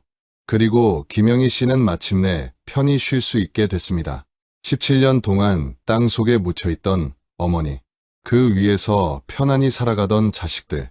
하지만 결국 진실은 드러나고 말았습니다. 과학은 거짓말을 하지 않으니까요. 삽에 남은 지문, 쇠파이프의 혈흔, 그리고 무엇보다 양심의 가책. 이 모든 것이 범인을 법정으로 이끌었습니다. 가장 가까운 사람이 가장 무서울 수 있다는 걸 이 사건은 우리에게 보여줍니다. 그리고 아무리 오랜 시간이 지나도 진실은 반드시 밝혀진다는 것도요. 1999년 7월 14일 용인의 한 주택가에서 김영희 씨가 사라졌습니다. 슬리퍼, 차림으로 이웃집을 나선 뒤 그녀는 다시는 돌아오지 못했어요. 17년이라는 긴 세월 동안 그녀는 차갑고 어두운 땅 속에 홀로 묻혀 있었습니다. 그 위에서 자식들은 어머니의 재산으로 빚을 갚고 결혼하고 편안하게 살아갔죠. 하지만 2016년 봄 재개발 현장의 굴착기가 진실을 세상 밖으로 꺼냈습니다. 17년 만에 발견된 유골, 그리고 그 곁에 남아있던 쇠파이프와 삽. 현대 과학 수사는 녹슨 금속 속에 숨겨진 지문을 찾아냈고 부식된 옷감에 남은 DNA를 검출했어요. 기술의 발전이 17년 전 진실을 밝혀낸 겁니다. 범인은 다름 아닌 친아들 박준석, 그리고 진실을 알고도 침묵한 딸 박미연이었습니다. 5억 원의 빚. 그것이 아들이 어머니를 살해한 이유였어요. 어머니가 재산을 사회에 기부하겠다고 했을 때 그는 쇠파이프를 들었습니다. 단 한 번의 순간적인 분노가 돌이킬 수 없는 비극을 만들었죠. 생명을 주신 어머니를, 자신을 키워주신 어머니를, 평생 자식만 바라보며 살아온 어머니를 돈 때문에 죽인 겁니다. 그리고 동생 박미연은 진실을 의심하면서도 오빠를 감쌌어요. 2015년 그녀는 이미 확신했습니다. 16년 전 자신이 옮긴 무거운 짐이 어머니였다는 거요. 하지만 그녀는 경찰에 신고하지 않았어요. 친오빠니까, 피부치니까. 그렇게 1년을 더 침묵했습니다. 결국 두 사람 모두 법의 심판을 받았어요. 박준석은 무기징역, 박미연은 징역 15년. 그들이 누렸던 어머니의 재산은 모두 몰수됐고 고인의 여동생에게 돌아갔습니다. 이 사건은 우리에게 묻습니다. 가장 가까운 사람이 과연 가장 믿을 만한 사람일까요? 슬프게도 때로는 아닙니다. 가장 가까운 곳에 있기에 가장 쉽게 탐욕이 자랄 수 있어요. 가장 많이 사랑했기에 가장 깊이 배신당할 수 있습니다. 김영희 씨는 평생을 자식들을 위해 살았어요. 남편이 떠난 뒤에도 혼자서 20채의 건물을 관리하며 아들과 딸을 키웠죠. 그들에게 좋은 교육을 시켰고 사업 자금도 대줬고 결혼 자금도 마련해 줬습니다. 하지만 자식들은 더 많은 걸 원했어요. 전부를 원했습니다. 당장 원했습니다. 그리고 어머니가 재산을 기부하겠다고 했을 때 아들은 참지 못했어요. 어머니의 목숨보다 돈이 더 중요했던 겁니다. 이것이 인간 탐욕의 민낯입니다.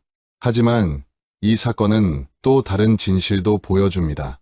아무리 오랜 시간이 지나도 진실은 반드시 드러난다는 것을요. 17년이 걸렸지만 김영희 씨의 억울함은 풀렸습니다. 과학은 거짓말을 하지 않으니까요. 땅속 깊이 묻힌 지문도 부식된 옷에 남은 DNA도 모두 진실을 말해줬습니다. 그리고 양심의 가책도 결국 범인을 무너뜨렸어요. 박준석은 17년 동안 악몽에 시달렸다고 했습니다. 박미연도 매일 밤 어머니 꿈을 꿨다고 했죠. 죄책감은 평생 그들을 따라다녔습니다. 교도소 철창 안에서도 그들은 여전히 그 죄책감과 함께 살아갈 거예요. 어쩌면 그게 진짜 형벌인지도 모릅니다. 여러분, 오늘 이 이야기를 들으시면서 어떤 생각이 드셨나요? 혹시 주변에 소중한 분들이 계시다면 오늘 한번 연락해 보시는 건 어떨까요? 잘 지내시죠? 사랑합니다. 그 한마디가 누군가에게는 큰 위로가 될 수 있습니다. 그리고 혹시 재산 문제로 가족 간의 갈등이 있으시다면 한 번 더 생각해 보세요. 돈보다 소중한 게 있다는 거요. 함께했던 시간, 나눴던 사랑, 그리고 피로 이어진 인연. 그 어떤 것도 돈으로 살 수 없습니다. 김영희 씨는 이제 평화로운 곳에 계실 거예요. 신봉동 야산에 세워진 작은 추모비 앞에서 사람들은 여전히 그녀를 기억합니다. 사랑하는 언니 김영희를 기리며 그 비석 앞에 놓인 국화 한 송이가 바람에 흔들리고 있습니다. 여러분, 오늘 이야기는 여기까지입니다. 이 채널을 처음 찾아주신 분들은 구독 버튼을 꼭 눌러주세요. 그리고 좋아요도 함께 부탁드립니다. 여러분의 작은 클릭 하나하나가 이런 이야기를 계속 전할 수 있는 힘이 됩니다. 그리고 댓글로 지금 어느 지역에서 이 이야기를 들으셨는지 알려주세요. 서울, 부산, 대구, 인천, 광주, 대전, 어디에 계시든 한 분 한 분 반갑게 인사드릴게요. 오늘도 이 이야기를 끝까지 들어주셔서 진심으로 감사합니다. 남은 하루도 소중한 분들과 따뜻하게 보내시길 바랍니다. 그럼 다음 이야기에서 또 뵙겠습니다. 건강하세요. 2001년 11월 23일 새벽 5시 30분 포항 죽도시장 동쪽 방파제에서 한 남성의 시신이 떠올랐습니다. 파도에 흔들리는 검은색 점퍼, 그 안에는 58살 박성훈이 차가운 몸으로 누워 있었습니다. 죽도시장 사람들은 그를 멸치왕이라 불렀습니다. 30년 동안 성공한 가게를 만들어낸 이 남자는 새벽 4시면 어김없이 시장 좁은 골목을 누비며 멸치 상자를 날랐고 상인들에게 먼저 인사를 건넸던 사람이었죠. 빛 한 푼 없이 성실하게 살아온 박성훈이었습니다. 그런데 그가 왜 바다에 빠져 죽었을까요? 경찰이 현장을 살폈지만 유서는 없었습니다. 방파제 난간의 지문도 발자국도 목격자도 없었어요. 그저 파도만이 시신을 밀어 올렸을 뿐이었습니다. 부검 결과는 익사였습니다. 외상은 전혀 없었고 물을 들이마신 흔적만 남아 있었죠. 유족인 외동딸 박미영은 아버지가 최근 우울해하셨다고 진술했습니다. 하지만 친구들은 고개를 저었어요. 성훈이가? 그럴 리 없어. 손주 보는 재미로 산다던 사람인데. 죽도시장 상인회장 최만식은 그날 아침 방파제에서 오랫동안 서 있었습니다. 30년 지기 친구의 주검 앞에서 그는 무언가 이상하다고 느꼈죠. 성운수산 사무실 책상 위엔 다음날 거래처와 약속 잡힌 수첩이 놓여 있었고 냉장고엔 손주 돌잔치 준비하려고 산 한우가 그대로 있었으니까요. 자살하려던 사람이 내일 약속을 잡고 돌잔치 고기를 사둘까요? 하지만 경찰 수사는 한 달 만에 종결됐습니다. 증거가 없었으니까요. 2001년 12월 박성훈의 죽음은 변사 사건 종결이라는 4글자로 정리됐습니다. 그리고 11년이 흘렀습니다. 2012년 4월 최만식은 국민신문고에 청원서를 올렸습니다. 박성훈은 자살한 게 아닙니다. 다시 조사해 주십시오. 그가 청원서를 쓰게 된 이유는 단순했어요. 성운수산 건물이 헐값에 넘어갔다는 소문을 들었기 때문이었죠. 포항북 부경찰서 형사과 한진석 경위가 재수사팀을 꾸렸습니다. 52살의 베테랑 형사는 11년 전 사건 기록을 다시 펼쳤어요. 낡은 서류 더미 속에서 그는 한 가지 이름을 발견했습니다.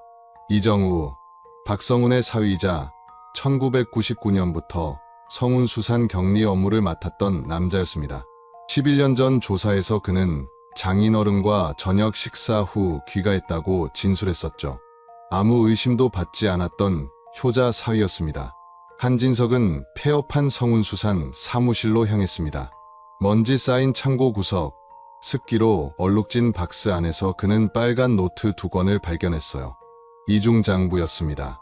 노트 속엔 2000년부터 2001년까지 미기재된 현금, 인출 내역이 빼곡했습니다. 총액 2억 3천만 원. 인출 서명란엔 한 사람의 이름만 반복됐죠. 이정우. 그 순간 11년 전 방파제에 홀로 떠올랐던 박성훈의 죽음이 전혀 다른 의미로 다가왔습니다. 유서가 없었던 이유, 내일 약속이 잡혀 있었던 이유, 돌잔치 고기가 냉장고에 남아 있었던 이유가 모두 하나로 연결되기 시작했어요. 박성훈은 스스로 바다에 뛰어든 게 아니었을지도 모릅니다. 2001년 포항 죽도시장 멸치왕에 기이한 투신 11년 뒤 드러난 사위의 이중장부, 그리고 그 노트가 밝혀낸 충격적인 진실. 지금부터 그 이야기를 시작합니다. 오늘의 이야기 시작 전에 잠깐만요. 구독과 좋아요를 눌러주시면 이야기를 들려드리는데 아주 큰 힘이 됩니다. 그리고 어느 지역에서 이 사연을 듣고 계시는지 댓글에 꼭 남겨주세요. 한 분 한 분 반갑게 인사드릴게요. 2001년 11월 23일 금요일 새벽 5시 30분 포항 죽도시장 동쪽 방파제. 파도 소리에 섞여 비명이 터져 나왔습니다. 사람이에요. 여기 사람 떠 있어요. 새벽 조업을 나가려던 어선 선장이 손전등을 비췄어요. 방파제 아래 검은 물속에서 무언가 떠오르고 있었습니다. 검은색 점퍼를 입은 사람, 얼굴이 물에 잠긴 채 팔다리가 축 늘어져 있었죠. 선장은 떨리는 손으로 119에 신고했습니다. 죽도시장 방파제요. 빨리 와주세요. 5시 45분, 소방대원 4명이 현장에 도착했어요. 밧줄을 던져 시신을 끌어올렸습니다. 물기에 젖은 몸은 무거웠고 피부는 차갑게 식어 있었어요. 이미 늦었습니다. 대원 한 명이 고개를 저었습니다. 시신의 체온은 완전히 떨어진 상태였고 맥박도 호흡도 없었어요. 사망한 지 최소 서너 시간은 지난 것 같았습니다. 6시 정각, 포항북 부경찰서 형사과로 연락이 들어왔어요. 죽도시장 방파제 변사체 발견. 출동 바랍니다. 당직 형사 강대수는 잠을 털고 일어나 순찰차에 올랐습니다. 45살의 그는 15년 경력 형사였지만 변사 사건은 언제나 마음이 무거웠어요. 6시 20분, 강대수가 현장에 도착했습니다. 방파제 위엔 이미 경찰 통제선이 쳐져 있었고 시신은 검은 비닐로 덮여 있었어요. 강대수는 비닐을 걷어냈습니다. 남자 50대 후반으로 보였습니다. 검은색 점퍼, 회색 면바지, 검은색 운동화. 평범한 차림이었어요. 얼굴은 물에 불어 있었지만 외상은 보이지 않았습니다. 강대수는 주머니를 뒤졌습니다. 왼쪽 주머니에서 지갑이 나왔어요. 젖은 지갑을 열자 신분증이 들어 있었습니다. 박성훈 주민등록번호 43415, 주소 포항시 북구 죽도동. 58살이었습니다. 주소는 죽도시장에서 300m 떨어진 연립주택이었어요. 감식반 불러. 강대수는 무전기를 들었습니다. 30분 후 감식반 3명이 장비를 들고 도착했어요. 그들은 방파제를 샅샅이 살피기 시작했습니다. 난간위 지문 채취해봐. 감식반원이 분말을 뿌리며 난간을 조사했습니다. 하지만 아무것도 나오지 않았어요.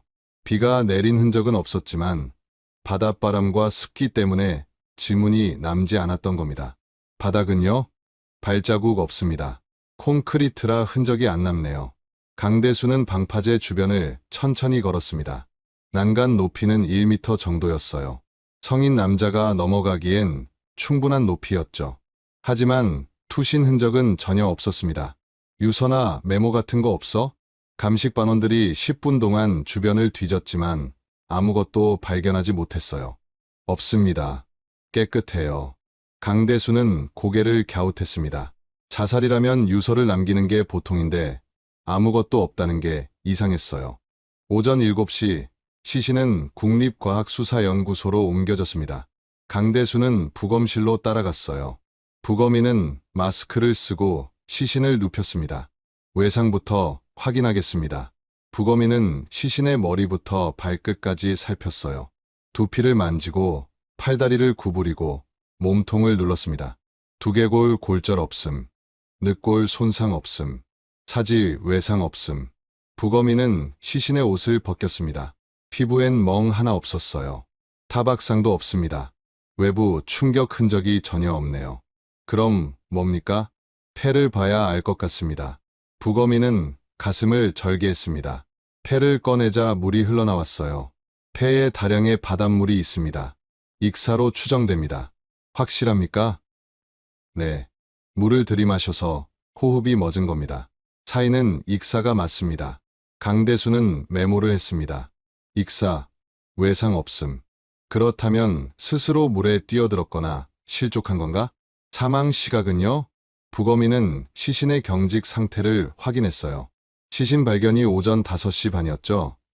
체온과 경직 정도를 봤을 때 사망 추정 시각은 11월 22일 밤 11시에서 11월 23일 새벽 2시 사이입니다. 오전 9시 강대수는 박성훈의 집으로 향했습니다. 죽도동 연립주택 3층 건물 2층 현관 앞에 섰어요. 초인종을 눌렀습니다. 문이 열렸습니다. 32살쯤 되어 보이는 여자가 아기를 안고 나왔어요. 얼굴이 퉁퉁 부어 있었고 눈은 빨갛게 충혈돼 있었습니다. 박미영 씨 맞으십니까? 네. 아버지가. 박미영은 더 이상 말을 잇지 못하고 울음을 터뜨렸습니다. 옆에서 35살쯤 되어 보이는 남자가 나와 아내 어깨를 감싸며 말했어요. 저는 사위 이정우입니다. 들어오시죠. 좁은 거실, 강대수는 소파에 앉았습니다. 박미영은 2살쯤 된 아들을 안고 계속 울고 있었어요. 강대수는 조심스럽게 입을 열었습니다. 조의를 표합니다. 몇 가지 여쭤봐야 할 게 있습니다.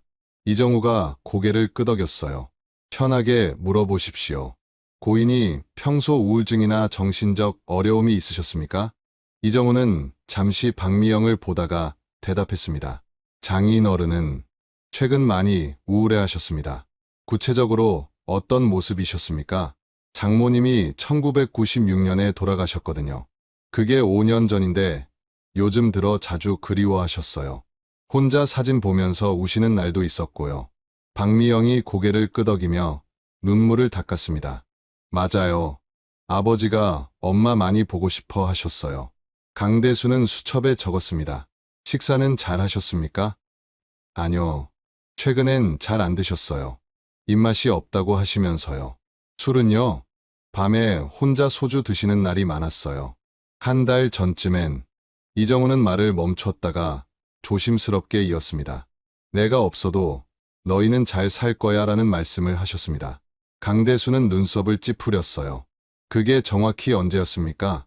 열흘 전쯤이요. 저희 집에 오셔서 저녁 드실 때였어요. 박미영이 끼어들었습니다. 저도 들었어요. 아버지가 갑자기 그러셔서 깜짝 놀랐죠. 왜 그런 말씀 하세요 했더니 아무것도 아니다 하시면서 넘어가셨어요. 강대수는 중요한 진술이라고 판단했습니다. 마지막으로 고인을 보신 게 언제입니까?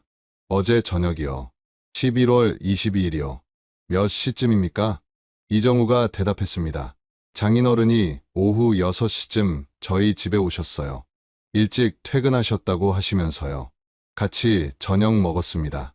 식사는 어땠습니까? 평소처럼 하셨어요. 손주 밥도 먹이시고 저희랑 이야기도 하시고요. 특별한 점은 없었습니까? 박미영이 고개를 저었습니다. 없었어요.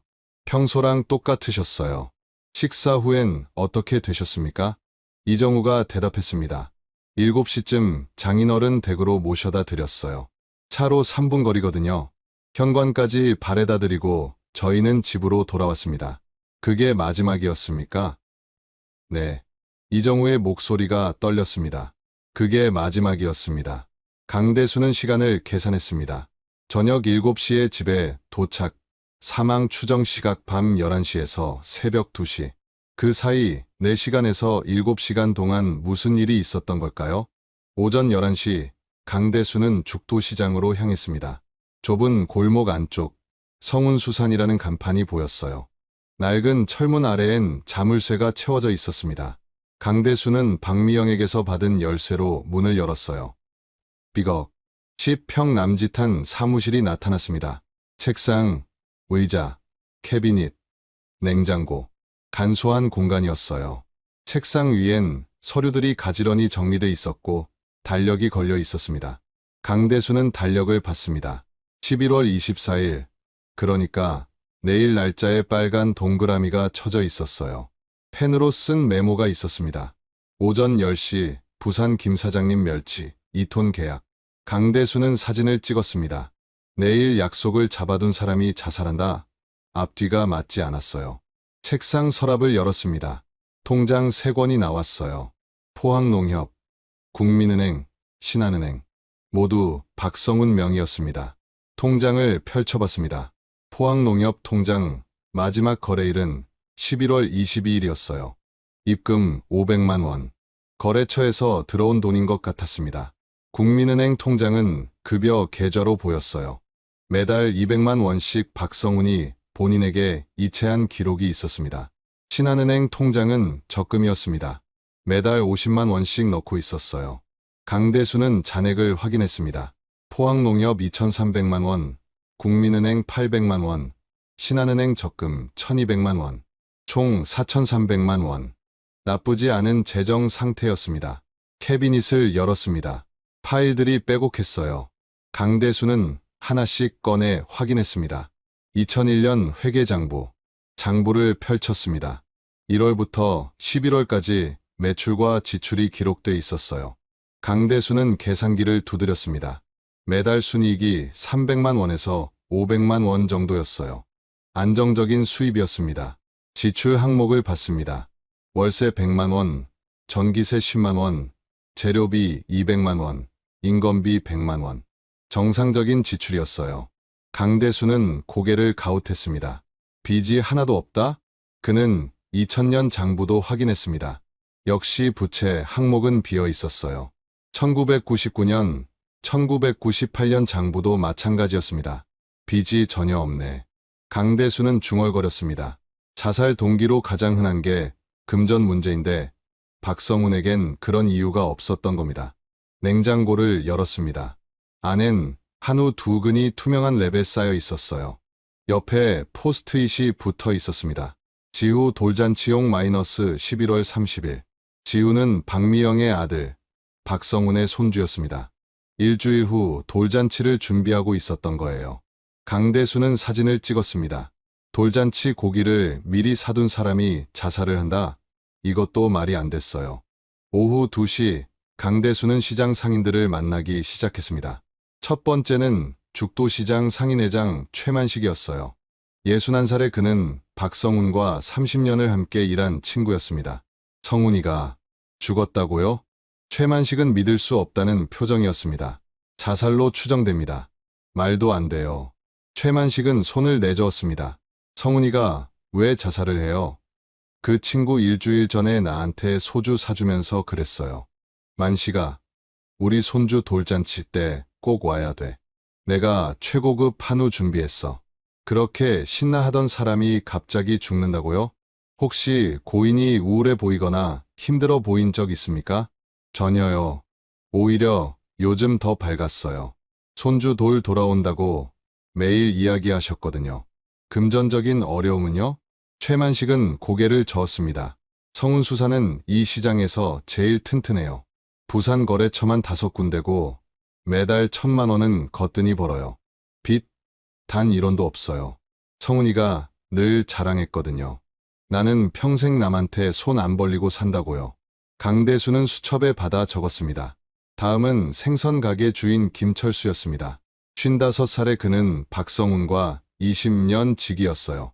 박 사장님이 자살했다고요? 그럴 리가 없는데. 왜 그렇게 생각하십니까? 그분은 성실한 사람이에요. 새벽 4시면 제일 먼저 나와서 시장 청소하셨어요. 상인들 먼저 챙기고 어려운 사람 있으면 도와주고. 그런 분이 왜 자살을 해요? 최근 이상한 점은 없었습니까? 없었어요. 평소랑 똑같으셨어요. 강대수는 오후 내내 상인 12명을 만났습니다. 건어물 가게 사장, 반찬 가게 사모님, 과일 가게 주인, 정육점 사장. 모두가 똑같은 말을 했어요. 박성훈 씨는 좋은 사람이었어요. 성실하고 착했어요. 자살할 사람 절대 아니에요. 손주 자랑 엄청 하셨는데. 오후 6시 강대수는 경찰서로 돌아왔습니다. 책상 위에 수사 기록을 펼쳐놓고 정리했어요. 유서 없음. 내일 11월 24일 거래처 약속 잡혀있음. 손주 돌잔치 11월 30일 한우 미리 구입. 친구들 증언과 유족 진술 불일치. 강대수는 펜을 돌리며 생각에 잠겼습니다. 뭔가 이상했어요. 자살이라고 보기엔 너무 석연치 않은 점들이 많았습니다. 2001년 12월 5일 강대수는 여전히 사건을 붙잡고 있었습니다. 12일이 지났지만 진전은 없었어요. 증거도 목격자도 유서도 없었습니다. 다만 가슴속 찝찝함만 커져갔죠. 그날 오전 형사과장이 강대수를 불렀습니다. 강 형사, 이 사건 언제까지 붙잡고 있을 거야? 아직 의문점이 많습니다. 의문점? 증거가 없잖아. 목격자도 없고 타살 흔적도 없어. 부검에서도 익사라고 나왔고. 하지만 자살 동기가 명확하지 않습니다. 유족이 우울증이라고 진술했잖아. 그거면 충분해. 강대수는 반박하고 싶었지만 말을 삼켰습니다. 과장 말이 틀린 건 아니었으니까요. 일주일만 더 주십시오. 좋아. 근데 일주일 후에도 진전 없으면 종결이야. 강대수는 고개를 숙이고 나왔습니다. 그날 오후 강대수는 마지막으로 죽도시장을 찾았습니다. 혹시 놓친 목격자가 있을까 해서였어요. 골목 구석구석을 돌며 상인들에게 물었습니다. 11월 22일 밤 성운수산 근처에서 이상한 거 못 보셨습니까? 대부분은 고개를 저었습니다. 그때 마른 멸치 가게 주인 한명숙이 조심스럽게 말했어요. 그날 밤 뭔가 소리 들었어요. 강대수의 눈이 번쩍 뜨였습니다. 무슨 소리요? 큰 소리요. 사람 목소리 같았어요. 정확히 몇 시였습니까? 10시쯤 됐나? 제가 가게 정리하고 있었거든요. 시계 보니까 10시 조금 넘었어요. 어디서 들렸습니까? 성운수산 쪽에서요. 강대수는 긴장했습니다. 무슨 내용이었습니까? 정확히는 못 들었어요. 거리가 좀 있었거든요. 그냥 누가 소리 지르는 것 같았어요. 남자 목소리 2개? 2명이요? 네. 한 명은 나이든 목소리, 한 명은 좀 젊은 목소리 같았어요. 근데 뭐라고 하는진 못 들었어요. 얼마나 오래 들렸습니까? 한 1분? 그리고 조용해졌어요. 강대수는 빠르게 수첩에 적었습니다. 왜 그때 신고 안 하셨습니까? 그냥 부부싸움이나 그런 거겠거니 했어요. 시장에서 가끔 있는 일이잖아요. 다른 건 못 보셨습니까? 사람이 나오거나 차가 움직이거나. 못 봤어요. 소리만 들었어요. 강대수는 곧장 박미영의 집으로 달려갔습니다. 초인종을 누르자 이정우가 문을 열었어요. 무슨 일이십니까? 11월 22일 밤 10시쯤 어디 계셨습니까? 이정우는 잠시 생각하더니 대답했습니다. 집에 있었습니다. 확실합니까? 네. 장인어른 발에다 드리고 7시 반쯤 집에 왔어요. 그 후론 계속 집에 있었습니다. 아무 데도 안 나가셨습니까? 안 나갔어요. 왜 그러십니까? 10시쯤 성운수산에서 큰 소리가 들렸다는 목격담이 있습니다. 이정우의 얼굴이 순간 굳었습니다. 하지만 금방 표정을 바로잡았어요. 저는 모르는 일입니다. 집에 있었으니까요. 부인도 증언할 수 있습니까? 박미영이 안에서 나왔습니다. 남편이랑 집에 있었어요. 아이 재우느라 정신없었거든요. 강대수는 2사람을 번갈아 봤습니다. 거짓말하는 것 같진 않았어요. 혹시 고인이 그날 밤 누구 만날 약속이 있었습니까? 몰라요. 아버지가 말씀 안 하셨어요. 강대수는 다시 성운수산으로 갔습니다. 사무실을 샅샅이 뒤졌어요. 책상, 서랍, 캐비닛, 쓰레기통까지. 하지만 아무것도 나오지 않았습니다. 싸움의 흔적도, 부서진 물건도, 혈흔도 없었어요. 2001년 12월 20일 상부에서 종결 지시가 내려왔습니다. 증거 불충분, 변사 사건으로 처리. 강대수는 마지막으로 보고서를 작성했습니다. 결론 자살 추정 우울증. 도장을 찍으면서도 가슴 속 찝찝함은 지워지지 않았습니다. 2001년 12월 23일 박성훈의 장례식이 열렸습니다. 죽도시장 상인들이 모두 모였어요. 최만식은 관 앞에서 한참을 서 있었습니다. 성훈아, 형이 미안하다. 네, 억울함을 못 풀어줘서. 박미영은 아들 지우를 안고 계속 울었습니다. 이정우는 조문객들에게 허리를 굽혀 인사했어요. 고맙습니다. 장인어른 편히 보내드리겠습니다. 상인들은 그를 보며 고개를 끄덕였습니다. 효자, 사위네. 장인어른 돌아가셨는데도 의젓하게 장례 치르고 저런 사위 둬서 성훈이도 천국에서 편하시겠어. 2002년 1월 성운수산 간판이 내려졌습니다. 이정우는 경영이 어렵다며 폐업을 결정했어요. 죽도시장 사람들은 점점 박성훈을 잊어갔습니다. 하지만 최만식은 잊지 않았어요. 그는 가끔 빈 성운수산 건물 앞에 서서 친구를 떠올렸습니다. 성훈아, 뭔가 이상해. 내가 왜 죽었는지 형은 아직도 모르겠어. 그리고 10년이 흘렀습니다. 그 10년 동안 빨간 노트 2권은 성운수산 창고 구석에 조용히 숨어 있었어요. 습기와 먼지 속에서 진실을 품은 채로.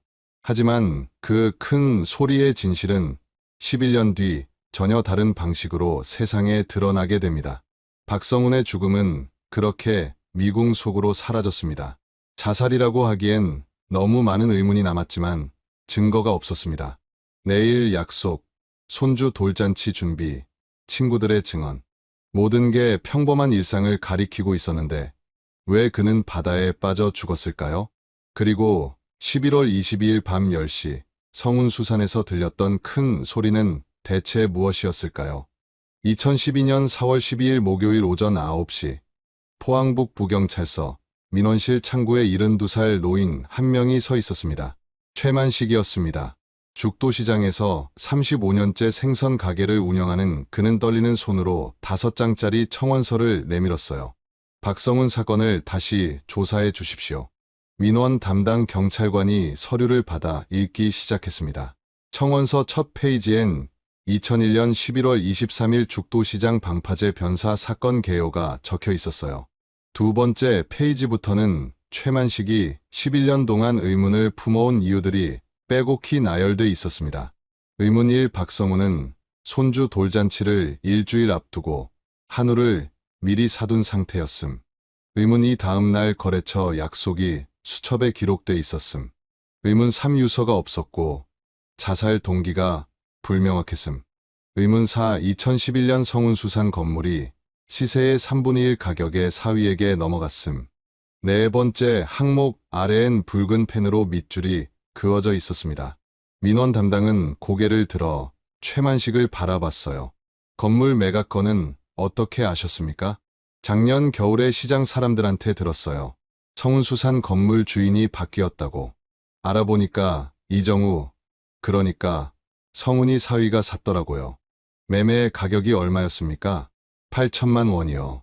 근데 그 건물 시세가 최소 2억 5천은 돼요. 왜 그렇게 싸게 팔았겠어요? 민원 담당은 청원서를 형사과로 올렸습니다. 오전 10시 형사과장 책상 위에 서류가 놓였어요. 한경위, 이거 좀 봐. 52살 한진석 경위가 안경을 쓰고 청원서를 읽기 시작했습니다. 그는 25년 형사 경력 중 미제 사건을 여러 건 해결한 베테랑이었어요.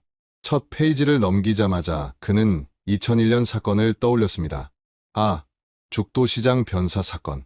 강대수 형사가 맡았던 거. 맞아. 당시엔 자살 추정으로 종결됐지.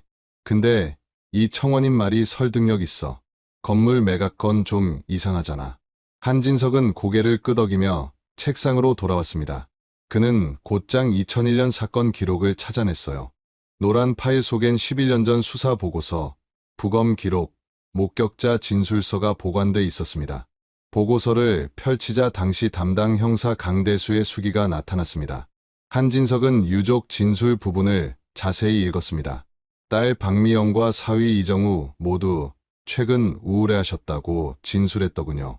하지만 거래처와 친구들은 정반대로 증언했어요. 성실한 사람, 자살할 이유 없음, 손주 보는 재미로 살던 사람. 한진석은 펜을 돌리며 생각했습니다. 11년 전 수사가 놓친 게 뭘까? 오후 2시 한진석은 등기소로 향했습니다. 성운수산 건물 등기부등본을 발급받자 청원서 내용이 그대로 확인됐어요. 한진석은 주변 부동산 중개소 3곳을 돌며 시세를 알아봤습니다. 2011년 당시 죽도시장 상가 건물이요. 그 정도 크기면 최소 2억 5천, 비싸면 3억까지도 받았어요. 8천에 팔았다고요? 말도 안 돼. 누가 그렇게 바보같이 팔아요? 한진석은 고개를 끄덕였습니다. 뭔가 있다는 확신이 들었어요. 오후 4시 그는 박미영의 현재 주소를 추적했습니다. 주민등록 조회 결과 그녀는 2010년 부산 해운대구로 전입한 상태였어요. 전화번호를 알아내 연락을 시도했습니다. 신호음이 5번 울린 후 여자 목소리가 들렸습니다. 여보세요? 박미영 씨 맞으십니까? 포항북 부경찰서 형사과 한진석 경위입니다. 네. 목소리가 떨리고 있었습니다. 한진석은 부드럽게 말을 이었어요. 2001년 아버님 사건 관련해서 몇 가지 확인할 게 있습니다. 통화 가능하십니까? 무슨 일인데요? 2011년 성운수산 건물을 매각하신 게 맞습니까? 박미영은 한참 침묵하다가 대답했습니다. 네, 맞아요. 거래 금액이 8천만 원인데 시세보다 훨씬 낮습니다. 특별한 이유가 있었습니까? 그냥 빨리 정리하고 싶었어요. 왜요? 아버지 돌아가신 곳이잖아요. 그 건물 보면 자꾸 그때 생각나서 견딜 수가 없었어요. 한진석은 수첩에 받아 적으며 다음 질문을 던졌습니다. 구매자가 전 남편 이정우 씨인데 이혼하신 건 언제입니까? 2010년 6월이요. 이혼 사유가 뭡니까? 박미영의 목소리가 더 작아졌습니다. 성격 차이요. 이혼 후에도 부동산 거래를 하셨는데 관계가 나쁘지 않았습니까? 아니요. 그냥 아는 사람한테 파는 게 편해서요. 한진석은 뭔가 숨기는 게 분명하다고 느꼈습니다. 하지만 전화로는 더 압박할 수 없었어요. 혹시 아버님이 생전에 빚이 있었습니까? 없었어요. 아버지는 절대 빚 안 지는 분이었어요. 확실합니까? 네. 아버지가 늘 자랑하셨거든요. 30년 장사하면서 남한테 돈 한 푼 안 빌렸다고요. 한진석은 이 대답을 수첩에 크게 표시했습니다. 알겠습니다. 필요하면 다시 연락드리겠습니다. 전화를 끊은 후 한진석은 형사과장을 찾아갔어요. 재수사 승인 부탁드립니다. 근거가 있어? 건물 매각 정황이 석연치 않고 11년 전 수사에도 빈틈이 보입니다. 최소한 현장이라도 다시 확인해야 합니다. 형사과장은 잠시 고민하다가 끄덕였습니다. 좋아. 팀 꾸려. 2012년 4월 18일 재수사팀이 공식 구성됐습니다. 한진석 경위를 포함해 총 4명, 모두 10년 이상 경력의 베테랑 형사들이었어요. 첫 팀 회의에서 한진석은 말했습니다. 11년 전 사건입니다. 당시엔 자살로 종결됐지만 의문점이 많아요. 유서 없음, 동기 불명확, 그리고 최근 건물이 헐값에 사위한테 넘어간 정황. 우리가 다시 파봅시다. 2012년 4월 20일 금요일 오전 10시 재수사팀은 죽도시장에 도착했습니다. 11년 동안 아무도 찾지 않은 성운수산 건물은 낡아 있었어요. 철문엔 붉은 녹이 슬었고 내려진 간판 자리엔 페인트 자국만 남아 있었습니다.